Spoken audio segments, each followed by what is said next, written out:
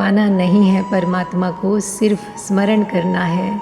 इसीलिए कबीर, नानक, दादू एक कीमती शब्द का प्रयोग करते हैं, वह है सुरति, स्मृति, रिमेम्बरिंग। वे सब कहते हैं कि उसे खोया होता तो पाते, उसे खो कैसे सकते हो, क्योंकि परमात्मा तुम्हारा स्वभाव है, तुम्हारा परम होना है, तुम्हारी आत्मा है। तुम उसे खोओगे कैसे? उसे कहीं भुलाने की कोई संभावना ही नहीं है। तुम जहाँ भी जाओगे वह तुम्हारे साथ खजाना गड़ा है।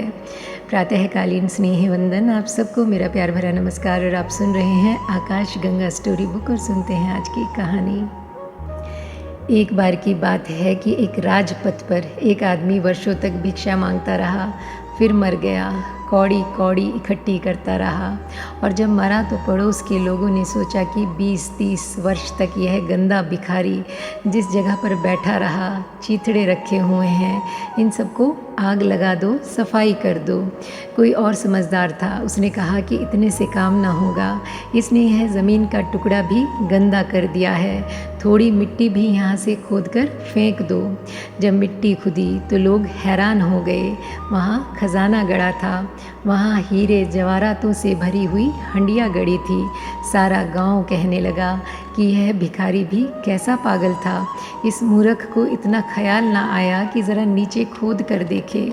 लेकिन हम सभी ऐसे भिखारी हैं, हम सभी ऐसे मूर्ख हैं।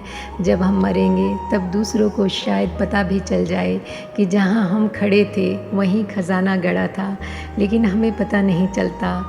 उसके कारण है क्योंकि जहाँ हम खड़े होते हैं वहाँ हम कभी देखते ही नहीं, आंखें दूर जाती हैं। वहाँ तो आंखें कभी भी नहीं खोजती जहाँ हम होते हैं। मन सदा दूर जाता है, पास तो मन आता नहीं। जगह चाहिए मन की यात्रा के लिए, स्पेस चाहिए।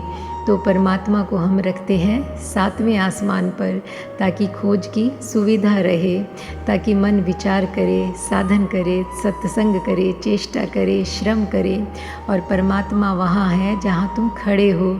इसी समय तुम जहाँ हो, तुम में और उसमें रत्ती भर का भी फासला नहीं है। इसलिए कोई भी श्रम काम का नहीं है। फासला होता तो हम सेतु बना लेते, वह किनारा दूर होता तो हम कोई ना कोई उपाय कर लेते। यही वह किनारा है, इससे सेतु बन नहीं सकता, सिर्फ तुम्हें जागना होगा। सहज समाधि का अर्थ है जैसे तुम हो वैसे ही जाग जाना, बिना कुछ किए। और आज के लिए बस इतना ही। मिलते हैं फिर एक नई कहानी के साथ। तब तक के लिए thank you God and thank you universe.